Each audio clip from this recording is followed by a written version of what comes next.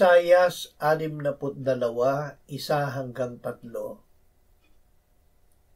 Alang-alang sa Siyon ay hindi ako tatahimik, at alang-alang sa Jerusalem ay hindi ako magpapahinga, hanggang sa ang kanyang katuwiran ay lumitaw na parang ningning, at ang kanyang kaligtasan na gaya ng sulong nagniningas.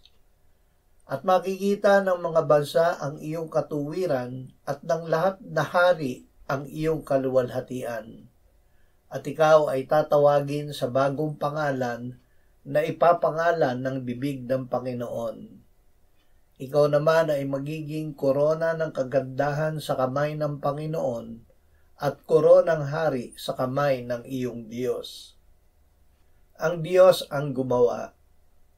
Ang Diyos ang gumawa upang tayo ay maligtas at maging matuwid. Ginawa niya ito sa pamamagitan ng kanyang anak na walang kasalanan, ngunit ginawa niyang kasalanan upang tayo ay maging katuwiran ng Diyos kay Kristo. Inilarawan ng Diyos ang kanyang ginawa gaya ng pagtanggap at pagbabalik ng relasyon ng lalaki sa kanyang asawang nahiwalay sa kanya. Hindi natatawagin ang kanyang asawa na pinabayaan o giba, kundi ang aking katuwaan ay nasa kanya, may asawa.